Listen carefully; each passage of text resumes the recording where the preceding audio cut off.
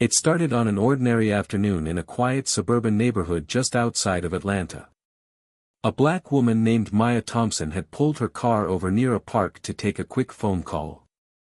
She was dressed in casual clothes, jeans, hoodie, sunglasses, nothing that would draw special attention. But for two nearby patrol officers, her mere presence sparked interest. They circled the block twice before pulling up behind her vehicle with flashing lights. One officer tapped the side of her car window with a flashlight, even though it was still light outside. "License and registration," the officer said firmly, without offering a reason for the stop. Maya, calm but wary, asked, "Is there a reason you're stopping me, officer?" The second officer stepped up, glancing into her back seat and around her car with suspicion. "You match the description of someone we're looking for," he said vaguely. Maya furrowed her brow. She hadn't left home all day except to run this one errand. "May I ask what the description is?" she asked. "We'll get to that." "Step out of the car, please," the first officer replied. Something was off. There was no emergency call, no probable cause. Just two officers making assumptions based on something unspoken. But Maya wasn't just any civilian. Maya slowly stepped out of the car, her movements deliberate. She kept her hands visible and steady, resisting the urge to roll her eyes at the situation. One officer moved closer, his hand resting casually near his holster. "Where are you coming from?" he asked. "From work," she answered evenly. "I stopped here to take a private call." "You work around here?" the second officer asked, glancing again into her car. "I do," she said, her tone still calm. "But I'd prefer to speak with a supervisor before this goes any further." The two officers exchanged a look, one of those unspoken glances where things start to get uncomfortable. One of them chuckled under his breath. "A little early to be lawyering up, don't you think?" Maya tilted her head. "I'm not lawyering up. I'm just asking for protocol." The tension rose in the air like heat from pavement. The officers didn't know her, didn't recognize her, and something about her confidence unsettled them. Then, without flinching, Maya reached slowly into her jacket and pulled out a sleek black badge case. She flipped it open, revealing her federal credentials. "Special Agent Maya Thompson," she said clearly. "FBI." The street fell silent, the air shifted in an instant. The officers' postures stiffened as they stared at the badge, their expressions flickering between confusion and disbelief. One of them tried to speak, but the words came out choppy. Ma'am, we didn't realize." Maya didn't blink. "No, you didn't. But you didn't ask either. You assumed." The officer who had hovered near his holster took a cautious step back. "Look, Agent Thompson, this is probably just a misunderstanding. We've had a few break-ins in the area, and your vehicle looked what?" she cut in, voice low but direct. He hesitated, his mouth half open. "Let me guess," she continued. "Unfamiliar. Out of place. Suspicious, somehow." They both stood frozen, as if realizing how quickly the power dynamic had flipped. "I'm going to need both your badge numbers," Maya said, holding out her phone and opening her camera. The officers complied, fumbling slightly as they recited the numbers. Their previous confidence had evaporated. "I suggest you notify your supervisor," Maya added, stepping back toward her car. "Tell them what just happened here. Every detail." She got in, shut the door, and drove off without another word, leaving two very silent officers behind, their uniforms now feeling just a bit heavier. Back in her car, Maya's hands gripped the steering wheel with quiet control. She didn't cry. She didn't curse. She just exhaled, long and steady, letting the adrenaline drain from her system as she merged onto the main road. Her phone buzzed. A message from her supervisor at the bureau. "You good?" Maya smiled faintly and typed back, "Handled. I'll file a report tonight." This wasn't the first time she'd been underestimated. It likely wouldn't be the last.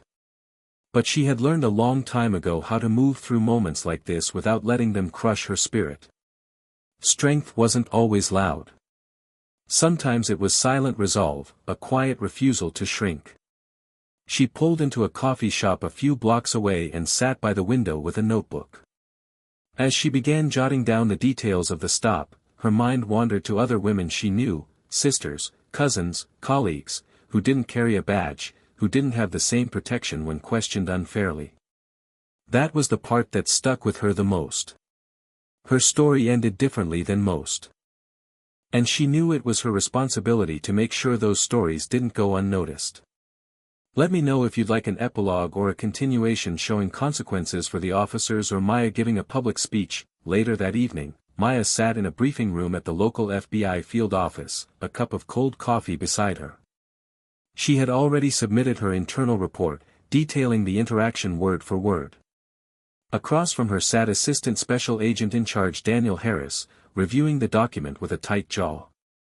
"This isn't the first complaint involving those two," he muttered, flipping a page. "But it's the first time they pulled this stunt on someone who could answer back." Maya didn't respond right away. She was tired, but not surprised. "I don't want special treatment," she finally said. "But I am going to follow through on this. If it were someone else, someone without a badge, this could have gone in a completely different direction." Daniel nodded. "Understood. I'll personally elevate this to internal affairs. Their department will have to respond formally." There was a beat of silence. "You want to keep this quiet, or make it loud?" he asked. Maya looked him straight in the eye. Loud. She didn't want revenge. She wanted accountability. And not just for herself, but for the hundreds of people who wouldn't be believed, who wouldn't be heard, without credentials to shield them. "This isn't about me being FBI," she added. "It's about the fact that I had to prove I belonged in a space I was already free to occupy." Daniel leaned back in his chair. "Got it. Let's shake some trees." By the following week, the story had made its way through official channels. The local police department launched a formal review, and both officers involved were placed on administrative leave pending investigation. But that wasn't the end of it. Maya was invited to speak at a closed-door community forum organized by city officials and law enforcement leadership. The room was filled with a mix of officers, local activists, and neighborhood leaders, all seated in a circle with no podiums, no uniforms, no microphones. Just open dialogue. When it was her turn to speak, Maya stood and glanced around the room. She wasn't in her suit. No badge on display. Just a regular woman in a blazer and jeans. "I'm not here today as a federal agent," she began. "I'm here as a citizen, someone who was approached without cause, questioned without justification, and treated as a threat before a word was spoken." The room was quiet. Every eye was on her. "What protected me that day wasn't a badge," she continued. "It was that badge, and I want you to ask yourselves what would have happened if I didn't have it." A few heads bowed. "This isn't about demonizing law enforcement," she said. "It's about demanding better judgment. Better instincts. And yes, better accountability." Someone clapped. Then another. Soon the whole room joined in. But Maya didn't smile. She wasn't here for applause. She was here for change. After the forum, several community members approached Maya quietly, some offering thanks, others sharing their own experiences. One elderly man simply nodded and said, "Took guts to say it the way you did." But the most unexpected moment came later that night. Maya received an anonymous message through the Bureau's internal system. Just a single line, "You don't know me, but I've been on both sides of that badge. Thank you." She stared at the screen for a while. Messages like that reminded her why she stayed in the work, even when it felt exhausting. Change was slow. It demanded more patience than she thought she had some days. But it was happening, inch by inch. 2 days later, the police department announced a new protocol, all non-emergency interactions would now require audio and video documentation, even for so-called suspicious vehicle checks. Officers would be retrained on communication de-escalation, and community ride-alongs would be expanded. Maya read the press release with a raised eyebrow. Small steps, but steps nonetheless. She closed her laptop and looked out the window, letting the city lights blur into soft halos. Her job wasn't to fix the whole system in a day. Her job was to make sure the silence didn't win. Weeks passed. Life moved on, but the impact of that day rippled quietly through the department and the city. One afternoon, Maya stood in front of a group of young recruits at the FBI Academy, not to teach tactics or surveillance, but to talk about something harder: perception, presence, and the power of restraint. She told them the story, not with bitterness, but with clarity. "You'll wear this badge," she said, holding hers up. "But never forget, the people you serve don't have to prove their worth to you. You're not here to measure who belongs. You're here to protect, to listen, and to lead." Several of them scribbled notes. A few just stared, taking it in. As the session ended, one of the new agents, a young woman, stopped her at the door. "Agent Thompson, has anything like that happened before?" Maya paused. "Yes," she said simply. "And I used to stay quiet about it." The young recruit nodded slowly. "Not anymore, right?" Maya offered a half-smile. "Not anymore." She walked out into the sunlight, her step steady, her presence unmistakable, not because of the badge on her hip, but because she no longer waited for permission to stand her ground. Months later, Maya's story was quietly referenced in a training video used across departments nationwide, not by name, but by example.